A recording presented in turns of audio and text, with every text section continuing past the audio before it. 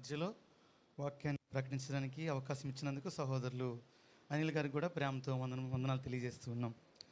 ఉదయకాల సమయంలో మనము సంఘం యొక్క సంకల్పము అనే దాని గురించి మనం ఆలోచన చేసాం. అందులో భాగంగా సంఘం అనేది యుగ యుగముల నుండి ఏర్పడిన నిత్యమైన ప్రణాళిక అనేది మనం ఆలోచన చేసాం. క్రీస్తులో రక్షణని దేవుడు వెల్లడి చేశాడు అనేది మనం ఆలోచన చేసాం. అలాగే సంఘమును క్రీస్తు శరీరముగా దేవుడు ఏర్పాటు చేశాడు అనే సంగతి, సంఘము ద్వారాగా దేవుని యొక్క నానావిధ జ్ఞానం తెలియబడాలనేది దేవుని ఏర్పాటుని ఆలోచన చేసాం. అన్యులైనా యూదులైనా ఇప్పుడు ఆయన శరీరంలో ఒక్కటిగా చేయాలనేది చేసుకున్నాడు అనేది మనం ఉదయకాల సమయంలో చూసాం. అలాగే సంఘమును పరిశుద్ధపరిచి పరిపూర్ణత సాధించడానికి దేవుడు ఆ సంఘాన్ని ఏర్పాటు చేశాడని చూసాం. చివరిగా సంఘము వధువుగా నిలిచి దేవుని మహింపరిచే కార్యక్రమం కూడా ఉందనే విషయాన్ని కూడా మనం ఆలోచన చేసుకోవాలి. అయితే మరి ఈ యొక్క మధ్యాహ్న కాల సమయంలో ఇవ్వబడిన అంశం ఏంటంటే సంఘం యొక్క పని. దాని గురించి మనం ఆలోచన చేద్దాం. ఉదయం అంతా కూడా సంఘమును దేవుడు ఏర్పాటు చేశాడు, ఆయన ద్వారాగా మరి అది ఉనికిలోకి వచ్చిందనేది మనం ఆలోచన చేసాం. మనం గమనించేటప్పుడు దేవుడు చేసినటువంటి ప్రతి దానికి కూడా ఒక ఉద్దేశం అనేది ఉంటుంది, పని ఉంటుంది. యెహోవా కలుగు చేసిన ప్రతి దాన్ని కూడా, ప్రతి వస్తువు కూడా ఒక పని ఉంటుంది. ఒకవేళ సంఘం అనేది దేవుడు ఏర్పాటు చేస్తాడని మనం నమ్మినప్పుడు పరిపూర్ణంగా ఖచ్చితంగా దానికి ఒక బాధ్యతని లేకపోతే ఒక పనిని ఆయన పెట్టాడనేది కూడా ఖచ్చితంగా మనం ఆలోచన చేయాలి. అలాగే విశ్వాసం ద్వారాగా రక్షణ పొంది ప్రభు రాజ్యంలో ఉన్నటువంటి మరి ప్రతి ఒక్కరికి కూడా ఒక 3 రకాలైన బాధ్యతలు ఉన్నాయనేది దేవుని వాక్యాన్ని ఆలోచన చేసేటప్పుడు మనకు అర్థమవుతుంది. ప్రతి వ్యక్తి కూడా 3 రకాలైన బాధ్యతలు. మొదటిగా వ్యక్తిగతంగా తన గురించి తన బాధ్యత కలిగి ఉండాలి. ఎందుకంటే యేసుక్రీస్తు ఆయన రాకడ సమయంలో మనలో ఉన్న ప్రతి ఒక్కరము కూడా తన గురించి దేవునికి లెక్క అప్పగించాలనేది దేవునికి లేఖనాల్లో ఉంది. అంటే మనలో ఉన్న ప్రతి ఒక్కరం కూడా మన గురించి మనం చెప్పాలి దేవునికి. మన దేహంతో చేసే ప్రతి పని అది మంచిదైనా కానీ చెడ్డదైనా కానీ దేవుడు దాన్ని విమర్శలోనికి తీసుకొని వస్తాడు అనే సంగతిని దేవుడు మనకు తెలియజేశాడు. కాబట్టి వ్యక్తిగతంగా మనం ఎలా ఉన్నాం, దేవునిలో ఎలా ఎదుగుతున్నాము, ఎలాంటి మరి నా గురించి నా ఆత్మరక్షణ కోసం నేనేం చేస్తున్నాను, ఏం చేశాను అనే సంగతుల్ని ఖచ్చితంగా దేవునికి మనం సమాధానం చెప్పాలి. రెండోదిగా కుటుంబం ఎడల ప్రతి వ్యక్తి కూడా ఒక బాధ్యత ఉంటుంది. సహోదరులు ఉదయకాల సమయంలో తెలియజేసినట్లుగా కుటుంబం అనేది దేవుడు ఏర్పాటు చేశాడు. అలాగే అనేకమైన కుటుంబాల సముదాయమే ఈరోజు సంఘముగా మనం ఇక్కడ కూడుకున్నాం. కుటుంబంలో ప్రతి వ్యక్తికి ఎలాగైతే బాధ్యత ఉంటుందో అలాగే సంఘములో ఉన్నటువంటి ప్రతి ఒక్కరికి కూడా బాధ్యత, పని అనేది ఉందని మనం అర్థం చేసుకోవాలి. ప్రతి ఒక్కరు కూడా సంఘము ఎడల నా బాధ్యత, నేనేం చేయాలి సంఘం కోసం, నా పని ఏంటి. ఒకటి తన గురించి తన బాధ్యత కలిగి ఉండాలి, తర్వాత కుటుంబం గురించి బాధ్యత కలిగి ఉండాలి, మూడోదిగా సంఘం ఎడల తన బాధ్యత కలిగి ఉండాలి. సంఘం ఎడల ఈరోజు మరి కుటుంబాన్ని గురించి సహోదరుల ద్వారా మనం ఉదయం విన్నాము. అయితే ఇప్పుడు ఏంటంటే సంఘములో నా బాధ్యత ఏంటి, నా పని ఏంటి అనేది ఈరోజు మనం ఆలోచన చేయబోతున్నాం.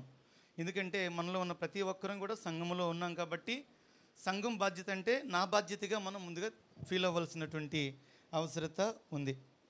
సంఘం యొక్క పని అని చెప్పినప్పుడు ముఖ్యంగా అనేకమైన ఉన్నప్పటికీ కూడా ముఖ్యంగా 3 విషయాలు. సంఘం యొక్క పని అనే దాంట్లో ముఖ్యంగా 3 విషయాలు. ఒకటి, అన్నిటికంటే ఫస్ట్ ప్రథమం ఏంటంటే సువార్తను ప్రకటించుట. సంఘం యొక్క బాధ్యతల్లో మొదటి బాధ్యత సువార్తను ప్రకటించుట. రెండవది సంఘము క్షేమాభివృద్ధి చెందుట, ఆ సంఘ క్షేమాభివృద్ధి కోసం తను చేయవలసినటువంటి పని. మూడవదిగా ఔదార్య కార్యాలు, అంటే సత్క్రియలు లేకపోతే ఇచ్చుట. ఔదార్య కార్యములు అంటే దేవుని కొరకు చేసే కొన్ని సత్క్రియలు. ఇవ్వడం, ఔదార్యం అంటే ఇవ్వడం. ఈ 3 పనులు మరి సంఘం యొక్క బాధ్యతలుగా చెప్పబడ్డాయి. 3 విషయాలు. అయితే మొదటిగా మనం ఆలోచన చేయాల్సింది ఏంటంటే దేవుని ఏర్పాటు వలన ఈరోజు మనం ప్రభు రాజ్యంలో చేర్చబడ్డామనంటే అది దేవుని యొక్క కృప. ఇందాక సహోదరులు చెప్పినట్లుగా పరలోక రాజ్యము పొలములో దాచబడినటువంటి ధనమును పోలి ఉన్నది. మరి అది చూసినప్పుడు దానికోసం తన ఆస్తి అంతటిని, తనకు కలిగిందంతా కూడా అమ్మి దాన్ని కొనునని చూసాం కదా. కాబట్టి సంఘము అనేది అది అంత విలువైంది. అలాంటి విలువైన దాంట్లో ఈరోజు మనం ఉన్నాం. అయితే ఆ రాజ్యంలో ఈరోజు మనం ఇలా ఉన్నామనంటే మనకే మనం వచ్చామా, లేకపోతే ఎవరో ఒకరి ద్వారాగా ఆ సత్య సువార్త మన దగ్గరికి వచ్చిందనేది ఫస్ట్ ఒక ప్రశ్న వేసుకోవాలి మనం. ఎందుకంటే సత్యము గనుక ప్రకటించబడకపోతే ఈరోజు మనము ఆ సత్యం గురించి ఎరిగిన వాళ్ళం కాదు. ఎవరో ఒకరి ద్వారా మనకి బోధించబడింది కాబట్టి మనం ఈరోజు ప్రభు రాజ్యంలో మనం ఉన్నాం. అయితే అలా ప్రభు రాజ్యంలో చేర్చబడినటువంటి మనము, అంటే వెలిగించబడి ప్రభు రాజ్యంలో ఉన్న మనము, ఎవరి ద్వారా అయితే సువార్త అందిందో అలా మనం వచ్చినటువంటి మనము ఈరోజు సంఘంలోకి వచ్చిన తర్వాత కేవలం నా రక్షణలో నేను ఉంటే సరిపోతుందనే ఒక సర్కిల్లో ఉంటూ, నా కుటుంబం రక్షణలో ఉంటే సరిపోతుందనే ఒక సర్కిల్లో కనుక ఉన్నట్లయితే నిజంగా దానికి మనం న్యాయం చేసినట్లా అనేది మనం ఆలోచన చేయాలి. ఎందుకంటే వాళ్ళ సువార్త ప్రకటించకపోతే మనం వినేదానికి అవకాశం లేదు. ఒక వ్యక్తి సంఘంలో చేర్చబడాలంటే ఏం ప్రకటించబడాలా? ఎందుకంటే రోమా 10:17 అంటాడు, కాగా వినుట వలన విశ్వాసము కలుగును, వినుట క్రీస్తుని గూర్చిన మాట వలన కలుగు. వింటే విశ్వాసం కలుగుతుంది. ఏం వింటే విశ్వాసం కలుగుతుంది? అంటే లోకంలో ఉండే వాళ్ళు క్రీస్తుని కాకుండా మిగిలిన విషయాలు బోధించే వాళ్ళు ఉన్నారు. కానీ ఒక సత్యవాక్యం ఎరిగినటువంటి ఒక క్రైస్తవురాలిగా ఏం ప్రకటించాలి? మనము క్రీస్తును ప్రకటించాలి. క్రీస్తు సువార్తను మాత్రమే మనము ప్రకటించాలి. ఈరోజు నిజంగా సువార్త లోకంలో అలాగే జరుగుతుందా?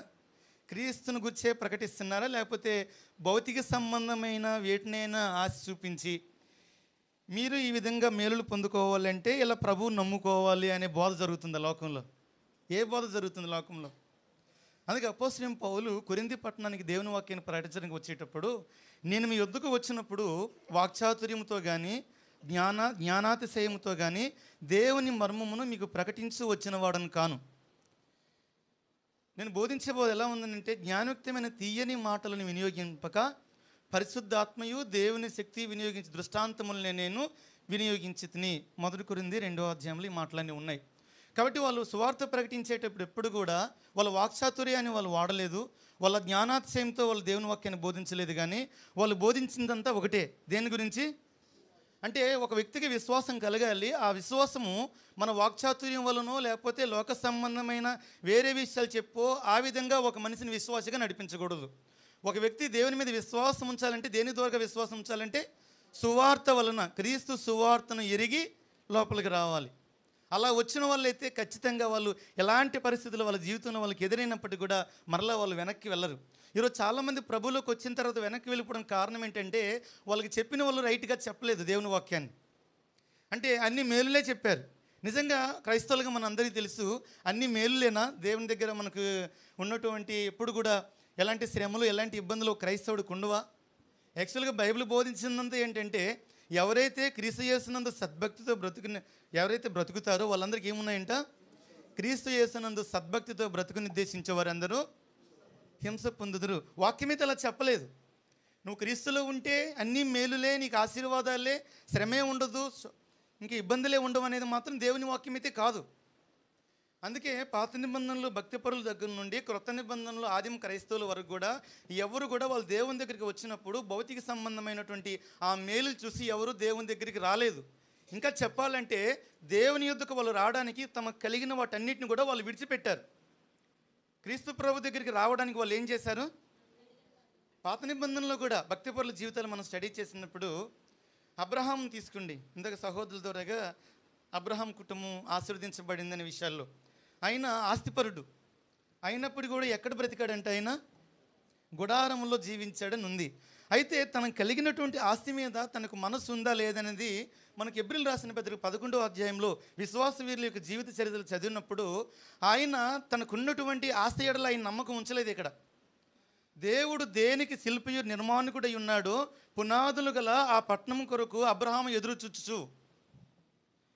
అంటే వాళ్ళ ఆలోచన, వాళ్ళ గమ్యం కూడా దేవుని దగ్గర మనం పొందుకోబోయే శాశ్వతమైనటువంటి ఆ నిత్యజీవం వైపే వాళ్ళ ఆలోచన ఉంది తప్ప ఈ లోక సంబంధమైన అల్పకాలము ఉన్నటువంటి ఈ లోక సంబంధమైన మేలుల కోసమైతే వాళ్ళు రాలేదు. ప్రభువులోకి వాళ్ళు వచ్చినప్పుడు వాళ్ళకి కలిగినటువంటి లాభం అన్నీ కూడా వాళ్ళు వదులుకున్నారు. అందులో ఒకరు పౌలు జీవితాన్ని గురించి మనం ఆలోచన చేసేటప్పుడు, నాకు ఏవేవైతే లాభకరంలో ఉన్నావో వాటిని నేను ఎలా ఎంచుకున్నానని చెప్పాడు ఆయన? నష్టముగా ఎంచుకున్నానని చెప్పాడు. నష్టంగా తనకు కలిగినవన్నీ కూడా ఎలా ఎంచుకున్నాడు ఆయన? అతిశయించాలంటే నేను ఎక్కువగా అతిశయించాలి, కానీ నేను వాటన్నిటిని కూడా విడిచిపెట్టి ప్రభువునందు ఆ స్వాస్థ్యం పొందుకోవాలని గురి యొద్దకే నేను పరిగెత్తుచున్నాను. ఒక మోసే జీవితం మనం చదువుకున్నప్పుడు దేన్ని విడిచిపెట్టాడు? దేని కొరకు? ఆయన ఫరో కుమార్తె కుమారుడిగా పెరిగాడు. అలాగే పెరిగితే ఏం పొందుకుంటాడు? ఆయన సింహాసనం అధిరోహిస్తాడు, రాజభోగం ఉంది, అనేక భౌతిక సంబంధమైన మేలులు ఉన్నాయి. అటన్నిటిని ఏం చేశాడు? ఆయన విడిచిపెట్టాడు. దేని కొరకు? క్రీస్తు విషయం నింద గొప్ప భాగ్యమని ఎంచుకొని అల్పకాలము పాపభోగము అనుభవించుట కంటే, అంటే ఈ భూమి మీద ఈ భౌతిక సంబంధమైన ఏవి మనం పొందుకున్నా కూడా అవి ఎంతవరకు ఉంటాయనంట? అల్పకాలమే. అవి అల్పకాలము పాపభోగము అనుభవించుట కంటే దేవుని ప్రజలతో శ్రమ అనుభవించడం మేలని ఎంచి ప్రతిఫలముగా కలగబో బహుమానమునందే ఆయన దృష్టి ఉంచెను. వాళ్ళ చూపు కూడా, వాళ్ళ ఆలోచన కూడా నిత్యజీవం వైపే ఉంది. కాబట్టి ఈరోజు ప్రతి ఒక్కరు కూడా సువార్తను ప్రకటించవలసిన బాధ్యత ఉంది. ఆ సువార్త ప్రకటించేటప్పుడు ఈ భౌతిక సంబంధమైన ఆశలు చూపి ఒక మనిషిని తీసుకురాకూడదు దేవుని దగ్గరికి. సువార్త అంటే క్రీస్తుని కూర్చున్న పౌలు అంటాడు కదా, సిలువ వేయబడిన క్రీస్తును తప్ప మరి దేనిని మీ మధ్య మేము ఎరగం. మాకు తెలిసింది ఏంటంటే సిలువ వేయబడిన క్రీస్తునే మేము ప్రకటించాం. అందుకే ఒక మనిషికి విశ్వాసం కలగాలంటే క్రీస్తు మాటల వల్లే కలగాలి. మనం బోధించాల్సింది, మనం ప్రకటించాల్సింది క్రీస్తు వాక్యమే. అది ప్రకటించేటప్పుడు ఒకవేళ మనలో శక్తి లేకపోవచ్చు, మనలో సామర్థ్యం లేకపోవచ్చు, నీకు తెలిసినటువంటి కొన్ని మాటలు నువ్వు చెప్పినా కానీ ఒక ఆత్మను రక్షించడానికి ఆ మాటలు విలువైనవి, శక్తి కలిగినవి. దేవుని వాక్యం అనేది మనలో శక్తి లేకపోవచ్చు కానీ ఆ మాటల్లో ఏముంది? యాకోబు రాసిన పత్రిక 1వ అధ్యాయము 21వ వచనంలో అక్కడ ఉంది, అందుచేత సమస్త కల్మషమును విర్రవీగుచున్న దుష్టత్వమును మాని లోపల నాటబడి మీ ఆత్మలను రక్షించేటకు శక్తిగల వాక్యమును. వాక్యం ఏం చేయగలదు? ఆత్మలను రక్షించగలదు. నిజంగా ఒక ఆత్మ యొక్క విలువ ఒక క్రైస్తవుడికి తప్ప ఈ భూమి మీద ఇంకెవరికి తెలియదు. అవునా? ఒక ఆత్మ యొక్క విలువ ఒక క్రైస్తవుడికి తప్ప ఇంకెవరికి తెలియదు. యేసుప్రభు ఆయన భూమి మీద బ్రతికున్నప్పుడు ఆయన చెప్పిన మాట ఏంటంటే, ఒక మనుషుడు లోకమంతా సంపాదించుకొని తన ప్రాణాన్ని పోగొట్టుకుంటే, అంటే ఆత్మ పోగొట్టుకుంటే అతనికి ఏమి ప్రయోజనం? ఎందుకు అని తెలుసంటే మనము అది ఎరిగి ఈరోజు మనం ప్రభు దగ్గరికి వచ్చాం కాబట్టి ఆత్మ విలువ మనకు తెలుసు. మరి తెలిసిన తర్వాత ఆ సత్యాన్ని మనం ప్రకటించకపోతే ఏమవుతుంది? ఇందాక సహోదరులు చెప్పినట్లుగా తెలిసి కూడా మనం చేయకపోతే ఏమవుతుంది? యాకోబు రాసిన పత్రికలు చెప్తారు కదా 4వ అధ్యాయం 17వ వచనంలో, కాబట్టి మేలైనది చేయనెరిగియు చేయని వానికి పాపం కలుగును. సువార్త ప్రకటించడం మేలా కీడా? ఎవరికి మేలు? వినేవాళ్ళకి మేలు. మరి ప్రకటించే వాళ్ళకు మేలుందా లేదా? ఊరికనే మిమ్మల్ని ప్రకటించమని చెప్పలేదు సువార్త. ఏముంది అందులో? దానియేలు గ్రంథం 12వ అధ్యాయం 3వ వచనంలో అంటాడు, బుద్ధిమంతులైతే ఆకాశ మండలంలోని జ్యోతులను పోలిన వారై, అంటే ఎవరైతే నీతి మార్గమును అనుసరించి అనేకులను దేవుని వైపు తిప్పుదురో వారు ఆకాశ మండలంలోని జ్యోతులను పోలిన వారై ఉంటారు. నక్షత్రములు అంటే నక్షత్రం ఏంటి? నిత్యము ప్రకాశించే తత్వం. అంటే ఒక క్రైస్తవులు దేవుని వాక్యాన్ని మంచి విషయాలు చెప్పి ఒక వ్యక్తిని దేవుని వైపు మనం నడిపించగలిగితే దేవునిలో మనకున్నటువంటి మేలది. అందుకే రోమిలికి రాసిన పత్రిక 10వ అధ్యాయంలో 14 నుంచి 17 వచనం మనం చూసేటప్పుడు, ఉత్తమమైన వాటిని గూర్చిన ప్రకటించే వారి పాదములెంతో. ఈ మాట చాలామంది అనుకుంటారు సువార్తికుల పాదాలు సుందరమైన అనుకుంటారు. యాక్చువల్గా అక్కడ అలా ఉందా? ఎవరి పాదాలు సుందరమైనవంట అంటే అది ప్రతి ఒక్కరూ చేయవచ్చా? ప్రతి ఒక్కరూ ఆ మేలు పొందుకోవచ్చా? సంఘంలో ఉన్న ప్రతి సభ్యుడు కూడా. సంఘానికి ఒక పని ఉంది. ఆ పని ఏంటంటే సువార్తను ప్రకటించడం. అందుకే ఎఫెసీయులకు రాసిన పత్రికలో ఒక మాట చదువుదాం మనం. 4వ అధ్యాయంలో మీరు పిలువబడిన పిలుపునకు తగినట్లుగా ఉండండి అని ఒక మాట అక్కడ చెప్తున్నాడు. ఎఫెసీయులకు రాసిన పత్రిక 4వ అధ్యాయము 1 నుంచి మనం గమనించేటప్పుడు, కాబట్టి మీరు సమాధానమును బంధము చేత ఆత్మ కలిగించు ఐక్యమును కాపాడుకున్నట్టు యందు శ్రద్ధ కలిగిన వారై ప్రేమతో ఒకరినొకడు సహించుచు మీరు పిలువబడిన పిలుపునకు తగినట్లుగా. ఒక క్రైస్తవుడు ఎలా ఉండాలంట? సరే, పిలువబడ్డాం అనేది నమ్ముతున్నాము మనం. పిలువబడ్డామా? ఎవరి చేత పిలువబడ్డాం? సరే, దేవుడు దేని ద్వారా పిలిచాడు? ఆయన సువార్త ద్వారా పిలిచాడు.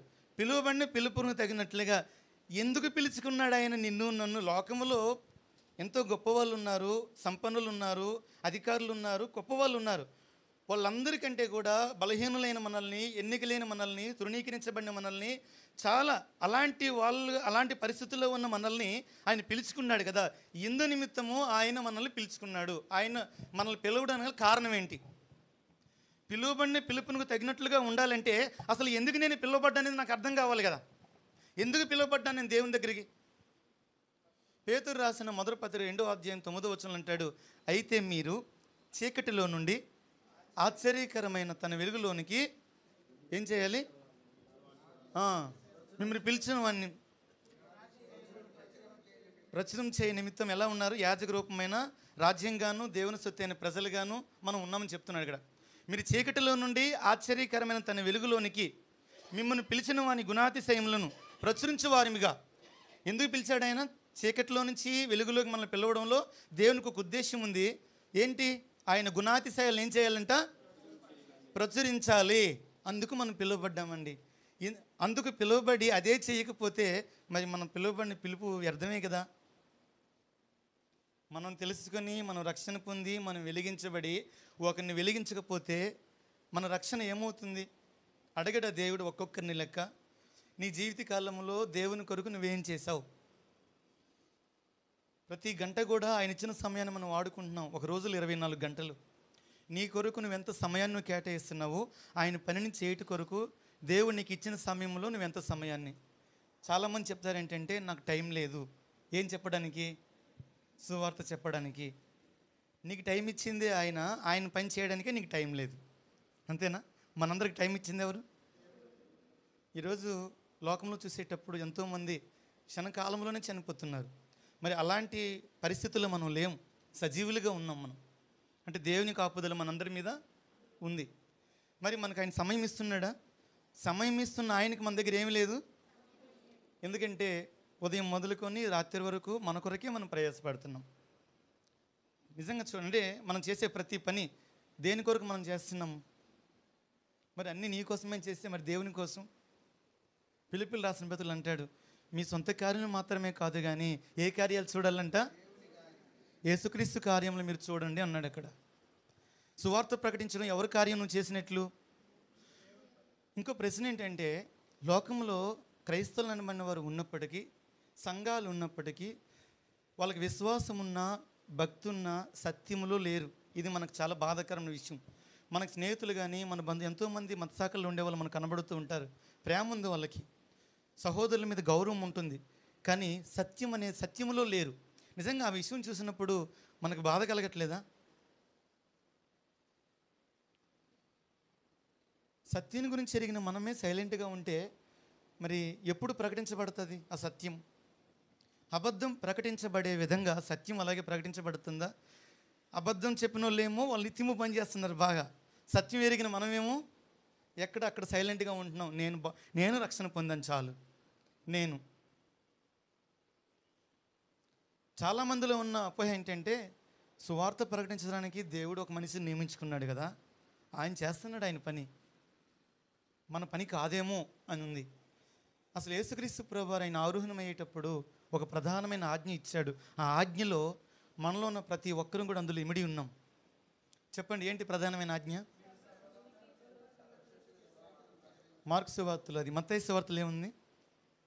అయితే యేసు వారి యుద్ధకు వచ్చి 28వ అధ్యాయం 18వ వచనం, పరలోకమందును భూమి మీదను నాకు సర్వాధికారము ఇవ్వబడి ఉన్నది, కాబట్టి మీరు వెళ్ళి సమస్త జనులను శిష్యులుగా చేయండి. ఈ మాటలు యేసు ప్రభు శిష్యులతో చెప్తున్నాడు. మీరు వెళ్ళి సమస్త జనులను శిష్యులుగా చేయండి, తండ్రి యొక్కయు కుమారుని యొక్కయు పరిశుద్ధాత్మ యొక్క నామములోనికి వారికి బాప్తిస్మం ఇచ్చుచు నేను మీకు ఏ ఏ సంగతులను ఆజ్ఞాపించుతును. ఇక్కడ అండర్లైన్ చేసుకోవాలి. శిష్యులకి ఇచ్చిన ఆజ్ఞ ఏంటంటే సువార్తను ప్రకటించండి. నేను మీకు ఏ ఏ సంగతులను ఆజ్ఞాపించుతునో వాటిని గైకొన్నట్లు వారికి బోధించుడి. అంటే నేను మీకు ఇచ్చిన ఆజ్ఞని మీరేం చేయాలి? అది పాస్ చేయాలి. అంటే వాళ్ళు ఎవరికైతే సువార్త ప్రకటిస్తున్నారో ప్రకటించిన వాళ్ళు ఏం ఆజ్ఞాపించాలి? వాళ్ళకి సువార్తను ప్రకటించాలి. ఇప్పుడు ఎవరి బాధ్యత మరి సువార్త ప్రకటించే బాధ్యత? అందరిదేని బాగానే చెప్తున్నాం, ఎంతమందికి ప్రకటిస్తున్నాం మనం చెప్పండి.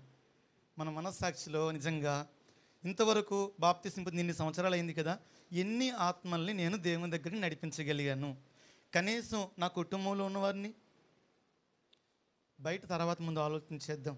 కుటుంబం ఎందుకంటే భౌతిక సంబంధంగా మన తల్లిదండ్రులు లేకపోతే మన అన్నదమ్ములు అక్క చెల్లెళ్ళు మనం ఎరిగి ఆ తీవ్రత తెలిసి రేపొద్దున్న క్రీస్తు న్యాయపీఠం ఎదుట మనం అక్కడ ఉండేటప్పుడు మనం ఇటువైపు వాళ్ళు అటువైపు ఉంటే కనుక నిజంగా ఎంతగా ఉంటుంది బాధ ఆ విషయం. ఏమేనంటే వాళ్ళు వినరు, ఎన్నిసార్లు చెప్పానని ముందే నిరుత్సాహం మార్చే శక్తి మనకు లేదు. ఎవరికి ఉంది? కానీ ప్రకటించమని మాత్రమే నీకు చెప్పాడు ఆయన. ఆ ప్రకటించడం ఎంతవరకు చేయాలంటే ప్రకటించడం ఎంతవరకు ప్రకటించాలి? నోవహు కాలంలో దేవుడు జలప్రళయం రప్పించేటప్పుడు దేవుడు చెప్పినట్లుగా ఆ ఓడను తయారు చేయడానికి ఎంతకాలం పట్టింది? నోవహుకి 120 సంవత్సరాలు పట్టింది. ఈ 120 సంవత్సరాలు పని మాత్రమే చేశాడా? ఆ ఓడ కట్టుకుంటే ఇంకో పని ఏమైనా చేశాడు ఆయన? వెరీ గుడ్, ప్రకటించాడు. ఎంతమంది వచ్చారు ఓడలోనికి? కుటుంబం. బయట వాళ్ళు ఎంతమంది వచ్చారు? మరి ఎలా ప్రకటించారు 120 సంవత్సరాలు?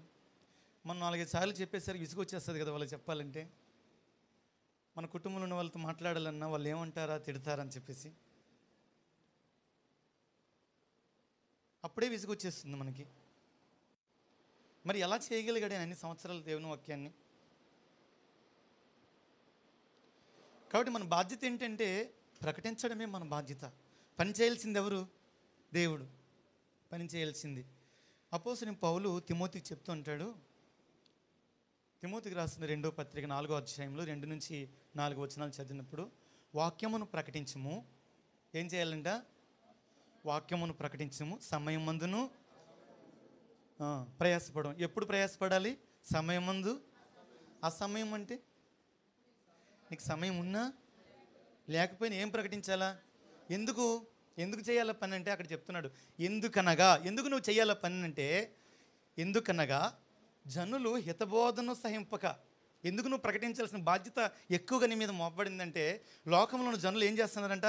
హితబోధ, ఆరోగ్యకరమైన బోధ వైపు వాళ్ళు రాకుండా హితబోధను సహింపక దురద చెవులు గలవారై తమ స్వకీయ దురాశలకు అనుకూలమైన బోధకులను తమ కొరకు పోగు చేసుకుని సత్యమునకు చెవినివ్వక కల్పనా కథలైపు తిరిగి కాలం వచ్చును. అలాంటి పరిస్థితి ఉంది కాబట్టే నీకు సమయం ఉన్నా లేకపోయినా నువ్వు సత్యాన్ని నువ్వు ప్రకటించాలి. చాలామంది అనుకుంటారు పురుషులైతే పర్వాలేదు, స్త్రీలు మేము ఎవరికి చెప్పగలం వాక్యం ఉంటుందా? స్త్రీలు మేము ఎవరికి చెప్పాలి? ఎవరింటారు మా మాట? ఏం చేయాలి? యోహాను సువార్త 4వ అధ్యాయంలో ఒక స్త్రీ కనబడతారు మనకు. చెప్పండి ఎవరమే? 4వ అధ్యాయంలో యేసుక్రీస్తు ప్రభువారు ప్రయాణంలో అలసిపోయి ఆ యాకోబు దగ్గరికి వచ్చినప్పుడు 12 గంటల సమయంలో నీళ్ళ కోసం వచ్చిందామె. ఏ సమయంలో? 12 గంటలు.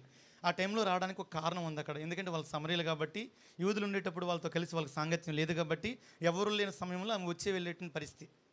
అలాంటి సమయంలో యేసుప్రభు ప్రయాణం వల్ల అలసిపోయి వచ్చాడు కదా. ప్రయాణం చేసి అలసిపోయాడు, కూర్చున్నాడు. ఎవరితో మాట్లాడుతున్నాడు ఇప్పుడు? ప్రయాణం వల్ల అలసిపోయి ఆ క్షణం కూడా రెస్ట్ తీసుకోవట్లేదా యేసుప్రభు వారు? నిజంగా క్రీస్తు జీవితం మనకు ఒక మాదిరి. రాత్రి అంతా ప్రార్థన చేస్తూ ఉన్నారంట, పగలంతా బోధిస్తున్నాడు. మరి ఎప్పుడు రెస్ట్ తీసుకున్నాడు ఆయన? మనందరికీ ఏం కావాలి? డ్యూటీకి వెళ్ళి వస్తాము, ఏం కావాలి? మరి ఇంకెప్పుడు ప్రకటిస్తాం? మరి యేసుప్రభు వారు ఈ భూమి మీద 33 సంవత్సరాలు బతికారు కదా, ఎప్పుడు రెస్ట్ తీసుకున్నాడు ఆయన? నిజంగా దేవుడు తనకు అప్పగింపబడిన బాధ్యతని నెరవేర్చే విషయంలో ఆయన ఎంత 100% దానికి న్యాయం చేశాడు. ఆయన అక్కడ అంటాడు, ఏది నాకు ఆహారం అయి ఉందని అన్నాడు ఆయన. మీకు తెలియని ఆహారం నా దగ్గర ఉందని కానీ వాళ్ళు భౌతికంగా ఆలోచన చేశారు అక్కడ. మేము వెళ్ళిన తర్వాత ఎవరైనా వచ్చి మళ్ళీ నీకేమైనా ఆహారం ఇచ్చారేమో అనుకొని. కానీ యేసుప్రభు ఒకటి చెప్పిన మాట ఏంటంటే నా తండ్రి చిత్తం నెరవేర్చుట ఏమై ఉందని అంటున్నాడు ఆయన. ఇప్పుడు తండ్రి చిత్తం నెరవేర్చడనే విషయంలో ఒక క్రీస్తు ప్రభు వారు మాత్రమే తండ్రి చిత్తం చేయాలా? ఒకవేళ ఆయనకి మనం కుమార్తెలం అయితే మనం కూడా ఆయన పని చేయాలా? యేసు ప్రభు వారు తన కుమారుడు, మనం కూడా ఎవరు? దేవునికి. ఆయన పని చేశాడు. మరి మనము సమస్రీతో ఆయన ఏం చేశాడండి? అక్కడ ప్రకటించినండి సువార్త. ఎందుకు ఈ విషయం చెప్తున్నానంటే యాక్చువల్గా ఆమె క్యారెక్టర్ పరంగా అంత గుడ్ క్యారెక్టర్గా మనకు అక్కడ కనబడదు. యేసుప్రభుని చూస్తున్నప్పుడు నీకు 5 మంది భర్తలు ఉన్నారు, ఇప్పుడు ఉన్న వాళ్ళు కూడా నీ భర్త కాడు అని చెప్పిన ఆ సంఘటన. యేసుప్రభు ఆమెతో మాట్లాడినప్పుడు ఆమె గ్రహించిన కొన్ని సంగతులు ఉన్నాయి. మెస్సయాన్ని గ్రహించింది, ప్రవక్తాన్ని గ్రహించింది, దేవుని కుమారుడిని గ్రహించింది. గ్రహించిన ఆమె అక్కడే ఉండకుండా ఎందుకోసమైతే వచ్చిందో ఆ కడవను అక్కడే పెట్టేసి ఏం చేసింది? ఆ కొండను అక్కడ పెట్టి ఊర్లోనికి వెళ్ళింది. ఊర్లోకి వెళ్ళి ఏం చెప్పింది ఇప్పుడు? అసలు క్యారెక్టర్ లేనటువంటి ఆమె మాటలు ఎవరు వింటారని అసలు? ఆమె ఆ మాటలు చెప్పడం కోసం ఆమె ఎంత ప్రయాసపడింది అంటే, మరి ఈరోజు మనము ఎంతమందిని నడిపించింది ఇప్పుడు దేవుని దగ్గరికి? అక్కడ ఊరంతా వచ్చారంట. ఎలా చెప్పింది, ఏం చెప్పింది క్రీస్తుని గురించి? అప్పటి వరకు ఆ మాటలు ఏమైనా వచ్చిన వాళ్ళు, నీ మాటలు ఇంతవరకు విన్నాం కానీ ఇప్పుడు మేము డైరెక్ట్గానే చూసాము, ఇక నీ మాటలతో పని లేదని అక్కడ చెప్పిన సందర్భం ఉంది. యేసుప్రభుని వీళ్ళు చూసిన తర్వాత వాళ్ళు 2 రోజులు మాతో ఉండమని చెప్పేసి వాళ్ళు తమ ఊర్లోకి క్రీస్తు ప్రభువాన్ని తీసుకెళ్ళినట్లుగా మనకు అర్థమవుతుంది. అంటే ఒక స్త్రీ ఎంతమందికి క్రీస్తుని గురించి, ఆయన గురించి చెప్పగలిగింది అక్కడ? మరి ఈరోజు వాళ్ళు అంత పని చేసినప్పుడు మరి మనము ప్రకటించే విషయంలో సామర్థ్యం లేదు అనుకొని, నాకు తెలివి లేదు, జ్ఞానం లేదు అనుకుని, సువార్త ప్రకటించడానికి ఎంత జ్ఞానం కావాలి మనకి? ఏంటి సువార్త?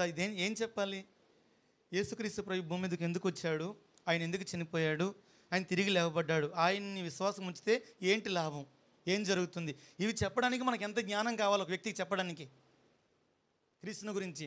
మిగతా విషయాలు చెప్పమంటే గంటల తరబడి మాట్లాడతాం కదా మనము, మన చుట్టూ ఉన్న వాళ్ళతో, మనకు కావాల్సిన వాళ్ళతో ఎంతసేపు మాట్లాడతాం? చాలా విషయాలు ఏదైనా చూసినా విన్నా ఇతరులకు చెప్పేటప్పుడు ఒక్క విషయం కూడా మిస్ కాకుండా చాలా జాగ్రత్తగా చెప్తాం, అవునా? మరి క్రీస్తుని గురించి చెప్పడం వల్ల మనకున్న ప్రతిఫలం ఏంటంటే మేలు ఉన్నాయి క్రీస్తులు. మీరు జీవవాక్యం నుంచి చేత పట్టుకుని లోకమందు మీరు జ్యోతుల వలె కనబడుచున్నారని అన్నాడు ఫిలిప్పీయులకు రాసిన పత్రికలో.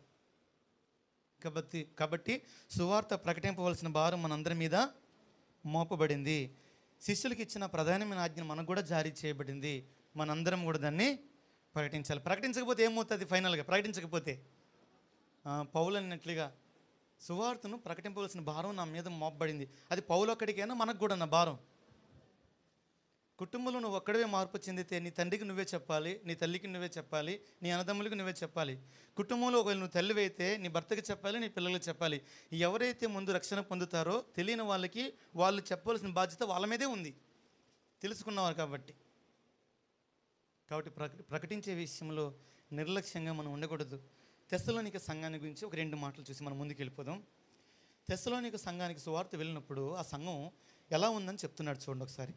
తెస్సలోనికలు రాసిన మొదటి పత్రిక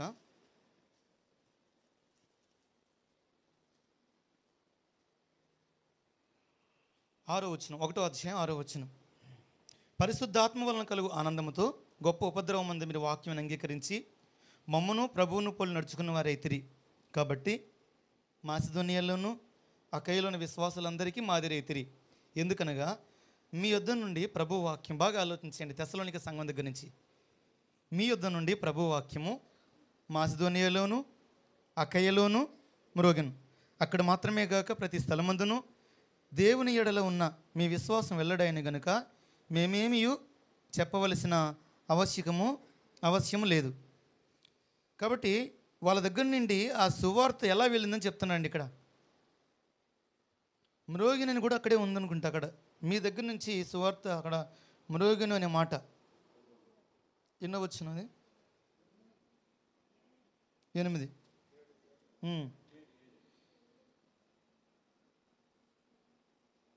కాబట్టి మాసిదోనియాలోను అకయలోను విశ్వాసులందరికీ మాదిరైతిరి. ఏలయనగా మీ యొద్ద నుండి ప్రభువు వాక్యము మాసిదోనియాలోను అకయలోను మ్రోగెను. అంటే అక్కడి నుంచి వెళ్ళింది సువార్త ఇతర ప్రాంతాలకి. యాక్చువల్గా వాళ్ళు ఉండే పరిస్థితి ఏంటంట, ఉపద్రవములు అన్నాడు. గొప్ప ఉపద్రవం మందు వాళ్ళు అంగీకరించారంట. అయినప్పటికీ కూడా అలాంటి పరిస్థితుల్లో కూడా వాళ్ళు సువార్తను ప్రకటించే విషయంలో ఎలా ఉన్నారు? గొప్పగా ఉన్నారు. మనకు అక్కడ కనబడుతుంది. అపోస్తలుల కార్యాలు 8వ అధ్యాయం చదివినప్పుడు యెరూషలేములో ఉన్న సంఘం గొప్ప హింస కలిగినప్పుడు అపోస్తలు మాత్రమే అక్కడ నిలిచిపోయారంట. అక్కడి నుంచి ఏమయ్యారు? సంఘం అంతా కూడా చెదిరిపోయారు. 8వ అధ్యాయం 4వ వచనం కదా,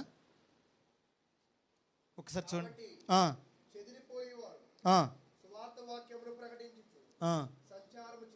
అలా చేశారు కాబట్టి సువార్త అన్ని ప్రాంతాలకు వెళ్ళగలిగింది.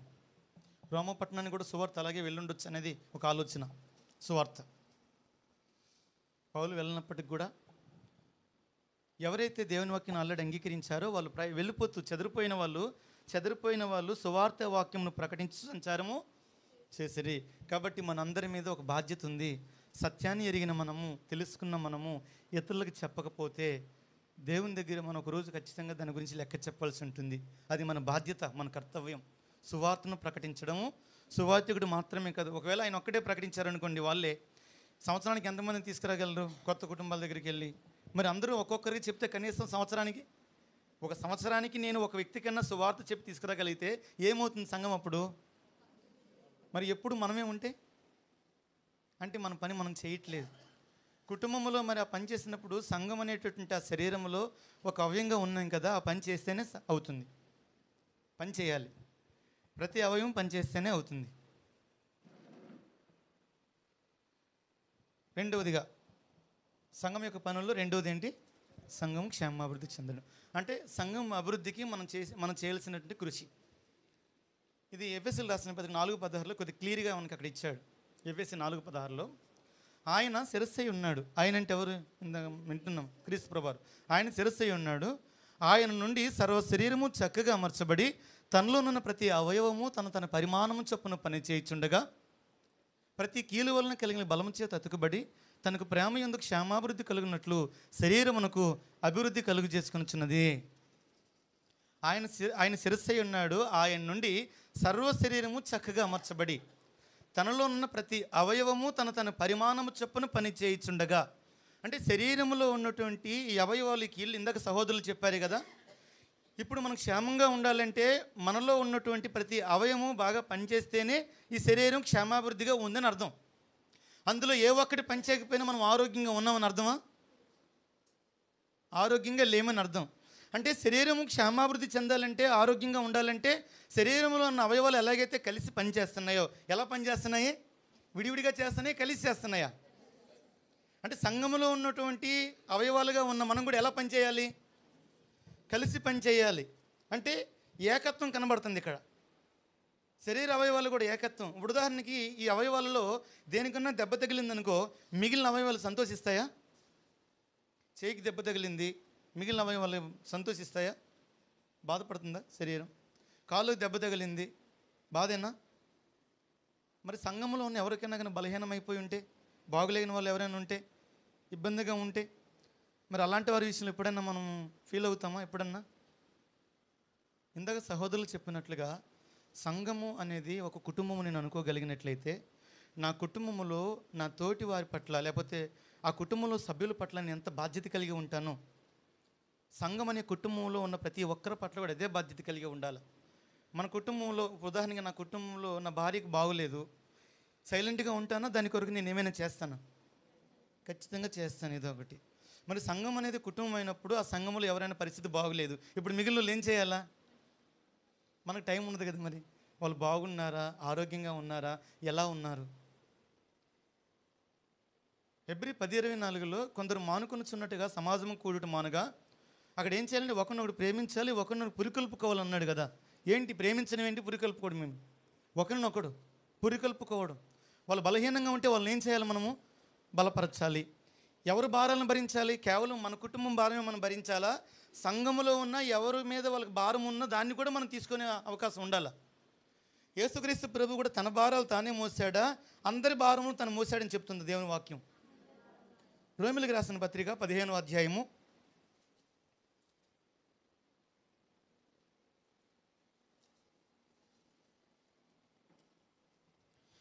1 నుంచి, కాగా బలవంతులమైన మనము మనల్ని మనమే సంతోషపరచుకొనక బలహీనుల దౌర్బల్యములను భరించుటకు బద్దులమై ఉన్నాం. బలహీనుల దౌర్బల్యములను భరించుటకు బద్దులమైందని చెప్తూ ఒక ఎగ్జాంపుల్ చెప్తున్నాడు చూడండి. ఇక్కడ తర్వాత కంటిన్యూ చదివినప్పుడు, తన పొరుగు వానికి క్షేమాభివృద్ధి కలుగునట్లంట. ఎవరికి? తన పొరుగు వానికి క్షేమాభివృద్ధి. దాని గురించి ఇప్పుడు మనం మాట్లాడుతున్నాం. కలుగునట్లు మనలో ప్రతి వాడును మేలైన దాని యందు అతన్ని సంతోషపరచవలెను అని చెప్తూ ఒక వ్యక్తిని ఇక్కడ మనకి ఒక ఎగ్జాంపుల్గా పెడుతున్నారు, క్రీస్తు ప్రభు వారిని. క్రీస్తు కూడా తన్ను తాను సంతోషపరచుకొనలేదు, కానీ నిన్ను నిందించేవారు నిందలు నా మీద పడను అని వ్రాయబడి ఉన్నట్టు ఆయనకు సంభవించను. క్రీస్తు ప్రభు వారు ఎలాగైతే ఆ భారం మోసారో, సంఘంలో ఉన్న మనం కూడా ఎవరైనా బలహీనంగా ఉంటే, అనారోగ్యంగా ఉంటే, లేకపోతే ధైర్యం చెడిపోయి ఉంటే, విశ్వాసంలో కొద్ది బలహీనం ఏర్పడితే, మరలా లోకంలో కలిసిపోయే పరిస్థితులు ఎవరైనా ఉంటే, అలాంటి వారి విషయంలో మిగిలిన సభ్యులుగా మనం ఖచ్చితంగా బాధ్యత కలిగి ఉండాలని దేవుని వాక్యం మనకు బోధిస్తుంది. కాబట్టి సంఘ క్షేమాభివృద్ధి కోసం మనందరం కూడా ఖచ్చితంగా కలిసి పనిచేయాలి. ఆ పనిచేసే విషయంలో రోమ 12వ అధ్యాయంలో చెప్తాడు, తన్ను తాను ఎంచుకొని తగిన దానికంటే ఎక్కువగా ఎంచుకొనక దేవుడు ఒక్కొక్కరికి విభజించి ఇచ్చిన విశ్వాస పరిమాణం ప్రకారము తాను స్వస్థ బుద్ధి గలవాడొకటికి తగిన రీతిగా తను ఎంచుకొనవలనని మరి వేడుకొంచున్నాను, ప్రార్థిస్తున్నాను అంటున్నాడు అక్కడ. అంటే సంఘంలో మనం చేయాలి పని. ఎలా చేయాలి? తను తాను ఎంచుకున్న దానికంటే ఎక్కువగా ఎంచుకున్న. నేనేం చేయగలను సంఘం కోసం? 3 విధాలుగా మనం పని చేయొచ్చు. మన సమయాన్ని, ఒకవేళ సమయాన్ని ఇవ్వచ్చు, ఇంకా మన బలమును ఉపయోగించవచ్చు, ఇంకా ఈ 2 కాకపోతే ధనాన్ని. ఈ 3 ఏను చేయగలవు. 3 చేయగలిగితే ఇంకా ఆశీర్వాదం, చేయగలిగిన సామర్థ్యం ఉంటే. కానీ ఏదో ఒకటి చేయాలి ఖచ్చితంగా. ఆ సంఘ క్షేమాభివృద్ధి కోసం ఖచ్చితంగా ప్రయాసపడాలి. ధనం లేదని చెప్పి సెలవు ఉండాలి. ఇంకా చేయాల్సిన పనులు ఉంటాయి కదా. సంఘం కోసం, పరిచర్య కోసం ఎంతమంది సిద్ధంగా ఉంటున్నాం మనం? ఎంతమంది చేస్తున్నారు సంఘ పరిచర్య? సహోదరులు ఎంత తెలియజేసినట్లుగా అనిల్ బ్రదరు సంఘం అందరూ కూడా బాగా సహకరిస్తున్నారు అన్నట్లు సహోదరులు తెలియజేశారు. చాలా సంతోషం. పరిచర్య విషయంలో అందరూ అలాగే ఉండాలి, ఏకత్వం కలిగి పనిచేయాలి. అలా చేసినప్పుడు సంఘం ఖచ్చితంగా అభివృద్ధి జరుగుతుందనే విషయాన్ని మనం ఆలోచించాలి. సంఘ క్షేమాభివృద్ధి ప్రతి కీలు వలన కలిగిన బలము చేత, అంటే మనలో ఉన్న ప్రతి ఒక్కరూ కలిసి చేస్తే అప్పుడు అది అభివృద్ధి చెందుతుంది సంఘం అనేది. ఆదిమ సంఘములో మొదటి శతాబ్దంలో క్రైస్తవులు అలాగే ఉన్నారా? 4వ అధ్యాయంలో వాళ్ళకు కలిగిన చిరాస్తులను కూడా అమ్మి ఎక్కడ పెట్టారంట? అక్కడ ఉంది ఒక మాట, వారిలో ఏది కూడా వారికి కలిగింది తనదని అనుకోలేదంట. ఆ భావం చూడండి అసలు. అక్కడ వారిలో ఏది కూడా తనదని. నిజంగా మనం అలాగే ఉన్నామా? మనకు కలిగింది ఇది నాది కాదు, సంఘంలో ఉన్న సహోదరులు సంఘం అనుకునే భావన చేయగలమా? చేస్తున్నామా? ఎంతవరకు ఉంది ఆలోచన? నాది అనే భావన ఉందా? ఇది మనది అనే భావన మనలో ఉందా? ఎలా చేయగలిగారు వాళ్ళు? ఆదిమ సంఘంలో ఉన్నటువంటి ఆదిమ క్రైస్తవులు ఎలా చేయగలిగారు వాళ్ళు అంతగా? వాళ్ళు ఎవరికి తక్కువ కాకుండా ఉన్నవాళ్ళు కూడా తీసుకొచ్చి అక్కడ పెట్టినప్పుడు వాళ్ళందరూ ఏక మనసు కలిగి ఏక తాత్పర్యంతో ఉన్నారని చెప్తున్నారు అక్కడ. కొరింథీయులకు రాసిన 2వ పత్రిక 8వ అధ్యాయంలో మనకి మాసిదోనియా సంఘాన్ని గురించి అక్కడ కొన్ని మాటలు ఉంటాయి. ఇక్కడ మాసిదోనియా సంఘాన్ని గురించి మీరు వినే ఉంటారు చాలాసార్లు. ఏం చేశారంటే వాళ్ళు యెరూషలేములో సంఘానికి ఇబ్బంది కలిగినప్పుడు ఆ మాసిదోనియా సంఘం నుండి సహాయం పంపించారు. పొందుకున్న వాళ్ళేమో పేదలు, పంపించే వాళ్ళేమో నిరుపేదలు. పొందుకునే వాళ్ళు ఎవరు? ఎవరికి పంపిస్తున్నారు? పేదవాళ్ళకి పంపిస్తున్నారు. పంపించే వాళ్ళు ఎవరు? సంఘ క్షేమాభివృద్ధి కోసం నేను ఏమి ఉపయోగపడగలను? నా దగ్గర ఏమి లేదే, ఏమి ఇవ్వగలను నేను? ఉంటే నేను ఇచ్చేవాడినే. బ్రదర్ ప్రార్థన చేయండి, ఆ విషయం ఒకటి జరగాలి, అది జరిగితే మీకు ఖచ్చితంగా ఈ విషయంలో సాయం చేస్తా అనేవాళ్ళు కొంతమంది కనబడుతూ ఉంటారు కదా. ముందు నీకు పని జరగాలంటే ముందు ఇక్కడి నుంచి స్టార్ట్ అవ్వాలి సర్కిల్ అనేది. మన దగ్గర నుంచి స్టార్ట్ అయితే అక్కడి నుంచి మళ్ళీ దేవుని దగ్గర నుంచి వస్తుంది. మనం దేవుని వైపు తిరగకుండా ఆయన మన వైపు తిరగాలంటే కుదరదు. కాబట్టి దేవునికి ఖచ్చితంగా ఆ పరిచర్యలో సంఘ క్షేమాభివృద్ధి కోసం మనము సహకరించే విషయంలో ఖచ్చితంగా న్యాయం చేయాలి. అక్కడ అంటాడు వాళ్ళు ఎలా చేయగలిగారంటే వాళ్ళు తమ సామర్థ్యం కొలదియే కాక ఎలా చేశారంట? ఎలా చేయగలరా ఒక వ్యక్తి? దేవునికి ఇచ్చుటలో 3 విషయాలు ఉన్నాయండి. 1, సామర్థ్యం కంటే తక్కువ ఇవ్వడం. 2, సామర్థ్యం కొలది ఇవ్వడం. 3, మనం ఏ లిస్టులో ఉన్నాం? ఏం బ్రదర్ వచ్చి దీని గురించి మాట్లాడుతున్నారని అనుకుంటున్నారేమో. లేదు, సంఘ క్షేమాభివృద్ధి కోసం మనం ఖచ్చితంగా చేయాల్సిన పనులు. 3వదిగా ఔదార్య కార్యాలు. అక్కడ ఇంకా చాలా విషయాలు వస్తాయి. 2 మాటలతో మనం దాన్ని ముగించుకుందాం. ఇప్పుడు మనం ఏదైతే మన కోసం ఖర్చు చేసుకుంటున్నామో, మన కష్టపడిన రూపాయి, దానివల్ల మనకి ఎలాంటి విలువ ఉండదండి. నిజంగా నీ దేవుని కోసం నువ్వు ఖర్చు చేసే ప్రతి రూపాయి కూడా అది పరలోకంలో నీ కోసం నువ్వు ధనం కూర్చుకున్నట్లే. యేసుక్రీస్తు ప్రభువు ఈ భూమి మీద చెప్పిన మాట అంటే, మీరు ఈ భూమి మీద ఏం కూర్చుకోవద్దు అన్నాడు? ధనం కూర్చుకోవద్దు. ఎక్కడ కూర్చుకోవాలంట? భూమి మీద కూర్చుకోవడం మనకు తెలుసు, అనేకమైన మార్గాలు ఉన్నాయి, అంతేనా? డబ్బులు దాచిపెట్టుకోవడానికి భూమి మీద అనేకమైన మార్గాలు ఉన్నాయి. మరి పరలోకంలో ధనం కూర్చుకోవడం ఎలాగా?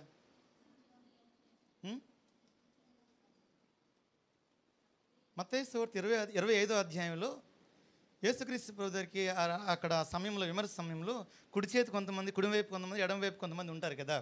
కుడివైపు ఉన్నవారిని చూసి ఏమన్నాడంటే ఆయన, నేను ఆకలిగా ఉన్నప్పుడు మీరు నాకు దాహం ఇచ్చారు, ఆకలిగా ఉన్నప్పుడు భోజనం పెట్టారు, దప్పిగా ఉన్నప్పుడు దాహం ఇచ్చారు, నేను వస్త్రహీనై ఉన్నప్పుడు బట్టలు ఇచ్చారు, నాకు ఆశ్రయం లేనప్పుడు మీరు నాకు ఆశ్రయం ఇచ్చారని చెప్పినప్పుడు కొద్దిగా ఆశ్చర్యంగా చూశారు వాళ్ళు.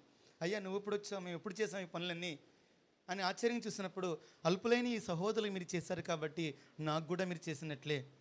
అంటే ముందు మనం సహాయం చేయాల్సింది ఎక్కడనంటే, ఇందాక సహోదరులు చెప్పినట్లుగా కుటుంబం. ఇది మనకు దేవుని కుటుంబం అనుకున్నట్లయితే, ఈ కుటుంబం కోసం ముందు నువ్వు ప్రయాసపడిన తర్వాత ఇంకా నువ్వు ఇక్కడ ఇంకా కొదువు లేదన్నప్పుడు నెక్స్ట్ ఇంకేం చేయాలి నువ్వు? అది సంఘంలో ఉన్న బలహీనమైన వాళ్ళు కొంతమంది ఉంటారు, ఇబ్బందుల్లో ఉంటారు, వీళ్ళ కోసం మనం చేయము, ఎక్కడో ఉన్న వాళ్ళ కోసం మనం చేయడానికి ప్రయత్నం చేసుకుంటాం. న్యాయం ఇది? ముందు సంఘంలో ఉన్న బలహీనలు ఉంటారు కదా, మనకు బాగా జరుగుతుంది, అలాంటి వాళ్ళు ఎవరైనా ఉన్నారేమో మన సంఘంలో, ముందు ఏం చేయాలి? గలతీలకు రాసిన పత్రిక 6వ అధ్యాయంలో అంటాడు, మొదటగా ఏం చేయాలంటే విశ్వాస గృహము చేరిన వారి ఎడలంట, మరి విశేషంగా అందరి ఎడల మేలు చేయండి. ఫస్ట్ ఎవరికి ప్రియారిటీ ఇవ్వాలా? విశ్వాస గృహము చేరిన వారి ఎడల ఫస్ట్ ప్రియారిటీ. ఎందుకంటే ఆ కుటుంబంలో నువ్వు ఉన్నావు కాబట్టి. ఇందాక సహోదరులు చెప్పినట్లుగా అలెక్స్ బ్రదర్ గారు, ఆ కుటుంబంలో ఆ కుటుంబ పరిస్థితులు పట్టించుకోకుండా మిగిలిన వాడిని పట్టించుకుంటే ఏమంటారు అలాంటి వారిని అడిగారు కదా. తిమోతి రాసిన బదులు ఇదే చెప్తాడు, ఎవడైనను తన స్వకీయులను విశేషముగా తన ఇంటి వారిని సంరక్షింపకపోయిన ఎడల వాడు విశ్వాస త్యాగం చేసిన వాడై అవిశ్వాసి కన్నా చెడ్డవాడై ఉంటాడంట. ముందు నీ కుటుంబం ఏదైతే ఉందో దాన్ని ఆ గ్రోత్ విషయంలో ప్రయాసపడు ఫస్ట్, తర్వాత నెక్స్ట్ నువ్వు ఆ పని చేస్తే బాగుంటుంది. ఔదార్య కార్యాలు. చివరికి ఒక వచనం చదువుకుని క్లోజ్ చేద్దాం, నాకు ఇచ్చిన సమయం అయిపోయింది. తిమోతి రాసినటువంటి మొదటి పత్రిక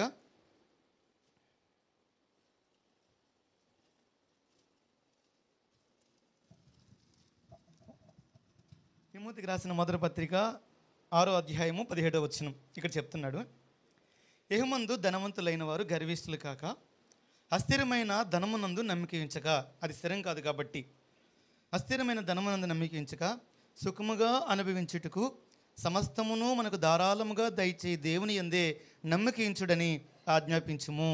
18వ వచనం చూడండి, వారు వాస్తవమైన జీవము సంపాదించుకున్న నిమిత్తం. ఏం సంపాదించుకోవడానికి? వాస్తవమైన జీవం, అది దానికోసం ప్రయాసపడాలి. వాస్తవమైన జీవం సంపాదించుకున్న నిమిత్తము రాబోవు కాలమునకు మంచి పునాది తమ కొరకు వేసుకొనొచ్చు మేలు చేయవారును. తర్వాత ఇందాక అన్నాం కదా, పరలోకంలో ధనం కూర్చుకోవడం అంటే సత్క్రియలు అను ధనము గలవారును తమ ధనములో ఇతరులకు పాలిచ్చేవారని ఉండవలనని వారికి ఆజ్ఞాపించము. ఒకళ్ళు ధనవంతులకు ఎవరైనా ఉంటే అలాంటి వాళ్ళకి ఇలాంటి ఆజ్ఞలు ఇవ్వాలని చెప్పేసి పౌలు తిమోతికి చెప్తూ ఉన్నాడు. కాబట్టి రెండిట్లో ఏదో ఒకటి ఏం కోరుకుందాం మనము? ఈ లోక సంబంధంగా బాగా కష్టపడి భౌతికంగా గొప్పగా ఆశీర్వదించబడదామా? దేవుని కోసం దేవునిలో ఉండి ఆత్మీయంగా దేవునిలో ఎదగడం కోసం మనం ఎక్కువగా ఇంట్రెస్ట్ చూపిద్దామా? యేసుక్రీస్తు ప్రభువారు ఆయన భూమి మీద ఉన్నప్పుడు చెప్పిన మాట ఏంటంటే, అక్కడ ఎవరైతే ఈ లోకమందు ధనవంతులుగా ఉంటారో అక్కడికి వెళ్ళడం కష్టం అంటున్నారు, పరలోకాన్ని స్వతంత్రించుకోవడం. ఎందుకని? ధనం అనేది ఎంత మంచి చేస్తుందో, ఎంత మేలైతే ఉందో అందులో అంత కీడు ఉంది. దాన్ని సక్రంగా వినియోగించగలిగితే పర్వాలేదు, లేదంటే పడిపోయే ప్రమాదం. అనేక మంది పాత నిబంధనలు అనేక మంది మనకు కనబడతారు. ఒక సౌలు కానీ వాళ్ళు ఏం చేశారంటే వాటి కోసం ఆశపడి తమ్మును తామే పొడుచుకొని చనిపోయిన వాళ్ళు ఉన్నారు, వాటికి భౌతిక సంబంధం వాటి కోసం ఆశపడి. కాబట్టి ఒక సత్యం తెలిసిన దేవుని బిడ్డలుగా మన ఆలోచన, మన గమ్యము, మన ఉద్దేశము వాస్తవమైన నిత్యమైనటువంటి శాశ్వతమైన ఆ జీవం కొరకే మనం ఎక్కువ ప్రయాసపడాలి తప్ప వీటి కోసం కనుక మనం ప్రయాసపడకూడదు. వీటిని ఆశీర్పించే ఎవరిని ప్రభువులో తీసుకురాకూడదు. అందుకే ఒక యవనస్తుని ధనవంతుడు క్రీస్తు ప్రభు దగ్గరికి వచ్చి, అయ్యా నేను నిత్యజీవం పొందుకోవాలంటే ఏం చేయాలని అడిగారు. యేసు ప్రభు ఏం చెప్పారు? ఆజ్ఞలు పాటించన్నాడు. ఫస్ట్ ఏమన్నాడు? అయ్యా నేను చిన్నప్పటి నుంచి ఇవన్నీ చేస్తాను అన్నప్పుడు, అయితే నీకు ఇంకా ఒకటి కొద్దుగా ఉంది, నీ ఆస్తిని ఏం చేయాలి? పేదలకు పంచాలి, అప్పుడు నువ్వు పొందుకుంటావు. చేశాడు ఆ పని. మిక్కిలి ఆశపడు కనుక ఆ మాటలు ఆయనకి ఎలా కనబట్టే వ్యసన పడుచు వెళ్ళిపోయాడంట. చివరికి ఒక మాట అక్కడ అంటున్నాడు, బేదలను కనికరించేవాడంట యెహోవా కప్పించేవాడు. సంఘంలో ఎవరైనా బలహీనులు ఉన్నాయి, అలాంటి పరిస్థితుల్లో ఉంటే వాళ్ళకి సహాయం చేయడము, వాళ్ళని ప్రోత్సహించడం, అభివృద్ధి కోసం మన ప్రయాసం మనం పడాలి. ఆ విధంగా మీరు అందరూ ఎదగాలని, ఆ విషయంలో మనం ప్రయాసపడాలి. మీ అందరికీ తెలియజేస్తూ శ్రద్ధగా ఉన్న మీ అందరూ కూడా ప్రేమతో ఉందన్నారు.